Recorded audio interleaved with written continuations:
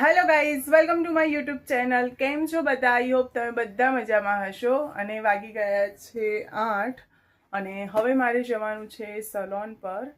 Sunday હતો, એક દિવસની છુટ્ટી હતી, પછી પાછું કામ પર. અને અત્યારે થોડુંક સિઝન છે એટલે વર્કલોડ રહેશે. તો કંઈ નહીં, હવે પહોંચું હું સલોન પર અને ત્યાં જઈને ગાઈઝ ફાઇનલી હું સલોન પર આવી ગઈ છું. અને આવતા જ કામ હતું, એ કામ પતાવ્યું પછી યાદ આવ્યું કે બ્લોગ લેવાનું બાકી છે, તો બ્લોગ લીધો. સો ગાઈઝ ફાઇનલી હું સલોન પર આવી ગઈ છું અને આવતા જ મારા ક્લાયન્ટ હતા એટલે કામ હતું થોડું ઘણું, એ પતાવીને પછી યાદ આવ્યું કે બ્લોગ લેવાનો બાકી છે. તો કંઈ નહીં, અત્યારે તો સિઝન છે એટલે થોડું ઘણું કામ રહે છે અને પછી જોઈએ બપોરે શું કરીએ છીએ. બન્યા રહેજો મારી સાથે. સો ગાઈઝ હું ફાઇનલી આવી ગઈ છું અહીંયા. તમને બધાને મળાવી દઉં. જમી લીધું છે તો ચાલો બધાને મળાવું. હવે બેસી રહ્યા છે પણ એમ નહીં કે શું કરવાનું છે, ઊંઘમાંથી ઉઠ્યા છે. અને આ છે વ્રજ, એ બી મારો આઈફોનમાં બ્લોગ ઉતારે છે. નહીં વ્રજ? હે ને? માથું તો હરખું કર. આજે નહીં જવાનું પ્રોગ્રામમાં? કઈ જગ્યાએ છે? સારું સારું. મમ્મી તમે કેમ બેસી ગયા? હુઈ જાઓ. એને એમને શરમ આવે. જો કેવા હશે.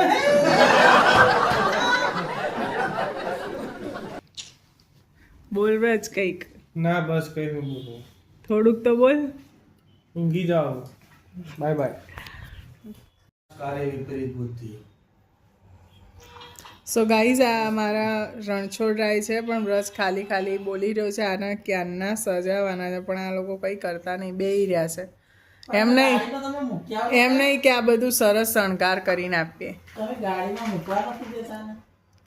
પપ્પા આદુ ખા. ગાડી બુલા રહી, ક્યાં બોલાવે છે? સીટી બજા રહી. આ વ્રજ જો કેવું જોવે. વ્રજ તું આ ચશ્મામાં તો તારા ફોટા સારા આવ્યા હતા, હમણાં નહોતા ગમતા પણ વ્યવસ્થિત લાગતો હતો તું.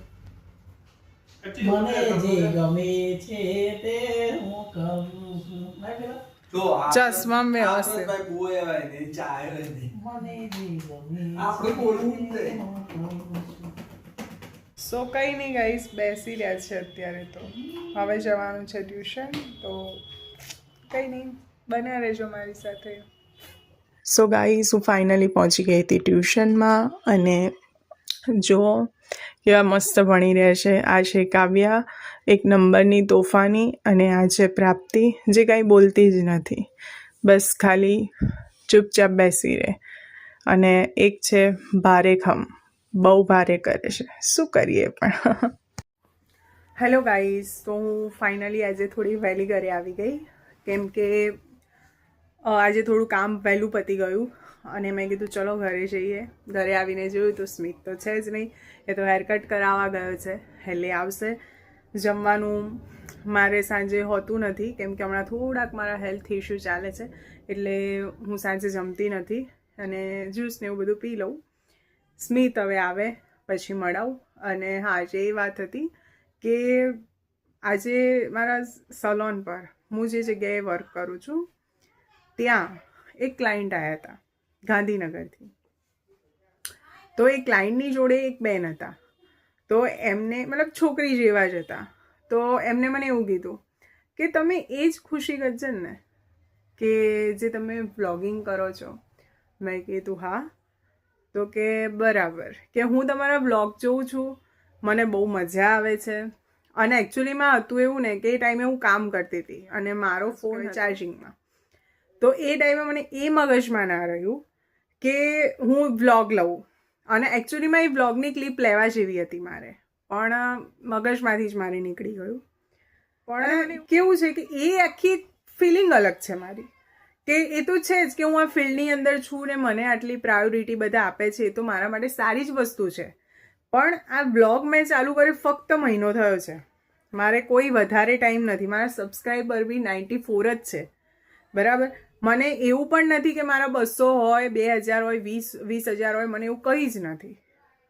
છતાં બી ઘણા લોકો એવા છે જે લોકોએ સબસ્ક્રાઈબર અમુક એવા છે કે જેને હું ઓળખતી નથી.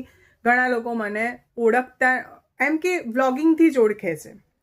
નો ડાઉટ કે મેં એટલા બધા બી વ્લોગ અપલોડ નથી કર્યા, કદાચ આ તમને સાચું બી લાગતું હશે, ખોટું પણ લાગતું હશે, પણ જે એ હતું ને એ વખતે મને એવું થયું કે નહીં, મારી મહેનત રંગ લાવી દીધું ભાઈ. અને સ્ટ્રગલ, એમને બી મને એવું કીધું કે તમે મોર્નિંગમાં સલોન જાઓ, સાંજે ટ્યુશન જાઓ, તો બી તમે વ્લોગ સ્ટાર્ટ કર્યો, બહુ જ સારી વસ્તુ કહેવાય એમ. તો ભાઈ ઘણા લોકોને એવું લાગતું હોય ને કે વ્લોગિંગ તો શું છે, 4-5 મિનિટનો વ્લોગ બનાવો, 10 મિનિટનો વ્લોગ બનાવો, વિડીયો જ ઉતારવો છે ને. ભાઈ એવું નથી. વ્લોગિંગ બનાવવા પાછળ કન્ટેન્ટ, આ તે બધું બહુ જ જરૂરી છે. અને જે શૂટ કરવું ને એ બહુ અઘરું વસ્તુ છે. જ્યારે હું કોઈના વ્લોગ જોતી હતી ને ત્યારે મને એવું થતું હતું કે નહીં યાર, શું વ્લોગ જ બનાવવાનો છે, કંઈ નહીં યાર, કેમેરો આમ રાખીને બનાવી દઈશું. નો, એ વસ્તુ મારી બહુ ખોટી હતી. કેમ કે મને એવું હતું કે થઈ જશે. ના, નથી એવું થતું. કેમ કે એની પાછળ એડિટિંગ બહુ છે, એની પાછળ મહેનત બહુ છે. એક વિડીયો બનાવવામાં 8-8 કલાક જતા રહે છે. અને બહુ સ્ટ્રગલ, એમ ત્યારે મને ખબર પડી ને. બસ જે લોકો ડેલી વ્લોગ અપલોડ કરે છે એ લોકોને તો રિયલી દિલથી સેલ્યુટ છે એમ. કેમ કે એ લોકો બહુ જ મહેનત કરે છે. અને મને એ વસ્તુ બી તમને કહું કે મહેનત વગર કંઈ જ નથી. દરેકની લાઈફમાં વિડીયોઝ જોઈને એવું તમે વિચારો ને કે આની લાઈફ બહુ હેપી છે, આ વસ્તુ શક્ય જ નથી. કેમ કે બધું સોશિયલ મીડિયામાં લાવવું એ જરૂરી પણ નથી ને. તો એ વસ્તુ હું તમને કહી દઉં કે સ્ટ્રગલ વગર કંઈ જ નથી, આપણને કશું જ નથી મળતું. બહુ જ સ્ટ્રગલ છે. હું મોર્નિંગથી લઈને રાત સુધી બહુ સ્ટ્રગલ કરું છું. અને હા, ઘણા લોકો મને એવું કહે છે કે હવે શું યાર, ત્યાં તો પૈસા આવવા લાગશે. તો ભાઈ પૈસા એમને એમ નથી આવતા, એના માટે બહુ મહેનત કરવી પડે છે. એમ કહું તો બી ચાલે. કે તમને એવું લાગતું હોય આ વ્લોગમાં તો આટલા બધા હેપી છે અને એમની તો લાઈફ બહુ સરસ હતી, એવું નથી. અને સૌથી મેન જે સપોર્ટ હોય ને, પહેલાં તો સ્મિતનો, કે એ મારો કહેવાય ને પાવર પોઈન્ટ છે મારો. કે હું જ્યાં પણ હારી જાઉં ને, ખુશી કર, તું કરી શકીશ. અને એનાથી વધારે પણ મારા મમ્મી પપ્પા કહેવાય ને કે મને નાનપણથી કે મને બધું જ ફાવે, એવું નહીં કે હું પાર્લરનું કરું, સલૂન લાઈનમાં હોઉં એટલે આ જ કરવાનું. ના, મને મારા મમ્મી પપ્પાએ પહેલેથી એવું શીખવાડ્યું છે કે બધું કામ શીખો, જેથી તમને કઈ પરિસ્થિતિ ક્યારે કેવી આવશે તમને નથી ખબર. અને ખરેખર અમે એ વસ્તુ જોઈ અને એ વસ્તુ શીખ્યા છે. તો આજે અમને પ્રાઉડ થાય છે કે ચલો અમે આ બધું વસ્તુ કરી શકીએ છીએ. અને કહેવાય ને કે મમ્મી પપ્પાનું ક્યારેય નેગેટિવિટી નહીં. આમ કહીએ કે પપ્પા કંઈ વાંધો નહીં. હું આઈ થિંક 13 વર્ષની હતી ને ત્યારથી હું મહેંદી મૂકવા જતી હતી. કે મહેંદી મૂકતા મૂકતા મારે 2 વાગી જાય, 12 વાગી જાય, અમુક વાર તો 4 વાગી જાય સિઝન હોય ત્યારે. કેમ કે ઓલમોસ્ટ હું જ્યારે મહેંદી મૂકતી ને ત્યારે મારા એરિયામાં હું એકલી જ મૂકતી હતી.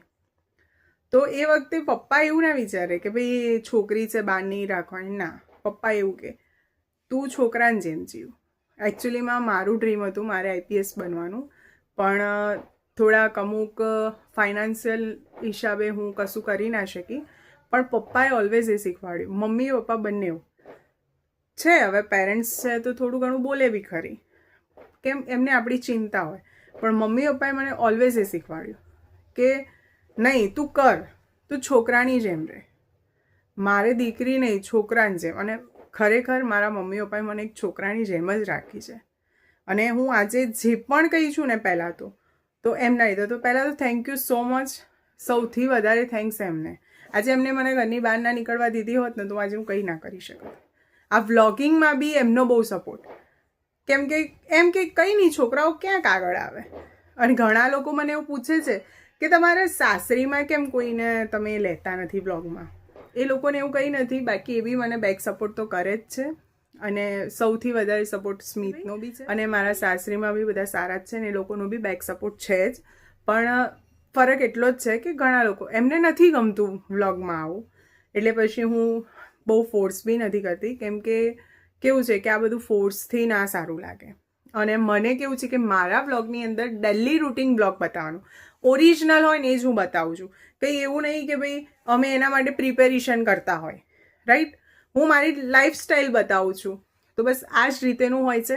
અને કહેવાનો મિનિંગ એટલો જ હતો મારો કે ભાઈ બધાને એવું હોય ને કે બધું મળે છે, તો બધું નથી મળતું ભાઈ. એના માટે બહુ સ્ટ્રગલ કરવું, બહુ જ સ્ટ્રગલ છે એમ. અને ભગવાન માતાજીની દયાથી હું ઈચ્છું છું કે તમે બધા તો મને આટલો સપોર્ટ કરો જ છો, અને આવો ને આવો સપોર્ટ કરતા રહેજો. અને કદાચ તમારા સપોર્ટથી જ મને પોઝિટિવિટી આવે છે કે ના ભાઈ ગાઈઝ આટલા બધા સપોર્ટ કરે છે. અને જો મેરેજ માટે આ ફર્સ્ટ ટાઈમ છે આ બધું, એટલે મને પણ થોડીક વાર લાગશે, પણ કંઈ નહીં, વધારે હું નહીં કહું તમને કંઈ, પણ આવો ને આવો સપોર્ટ કરતા રહેજો. અને ભગવાન કરશે તો આ વર્ષમાં કંઈક નવું કરીશું આપણે. અને જેટલા લોકોની ફરમાઈશ છે લવ સ્ટોરીની આ તે, તો શ્યોર અમે બનાવીશું.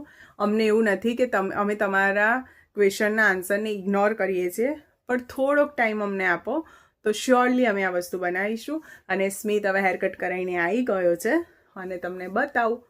અહીં સ્મિત આવી ગયો છે, જો આ તો ન્યૂ હેર કટ કરાવી લાગે. કેવો લાગે છે કમેન્ટ કરજો. પછી આવે છે ને ઉપર? હા, હમણાં આવું છું. જવાનું જ પછી. સારું, આય.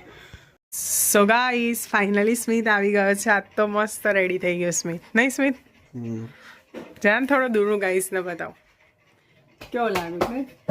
એકદમ સ્માર્ટ આઉટ. કોઈ છોકરી હોય તો કહેજો ભાઈ એના માટે, નહીં? કેવા ક્યાં લાગે? જવાનું? વાળ સારા લાગે. મસ્ત. કમેન્ટ કરજો. અને ક્યાં જવાનું છે? સો ગાઈઝ ફાઇનલી નીકળી ગયા હતા અમે સિટીમાં જવા માટે, કેમ કે મારે થોડું ઘણું કામ હતું એ પતાવવાનું હતું. અને હવે ફાઇનલી એવું લાગી રહ્યું હતું કે ઉનાળો આવી ગયો છે. બહુ સરસ રિવરફ્રન્ટ બાજુ પવન હતો, અને હવે અમે જઈએ છીએ, તો મળીએ પછી. સો ગાઈઝ ફાઇનલી વાગી ગયા છે 1:15, અને હવે હું સૂઈ જઈશ. થોડું ઘણું કામ હતું એ બધું કમ્પ્લીટ કરીને હવે હું સૂઈ જઈશ. તો કંઈ નહીં, મળીએ કોઈ નવા બીજા બ્લોગ સાથે. જો આ વિડીયો સારો લાગ્યો હોય તો લાઇક, કમેન્ટ, શેર. ચેનલ પર નવા હોય તો જલ્દીથી જલ્દી સબસ્ક્રાઈબ કરી દેજો. મળીએ કોઈ નવા બીજા બ્લોગ સાથે. ત્યાં સુધી બધાને મારા જય શ્રી કૃષ્ણ. બાય.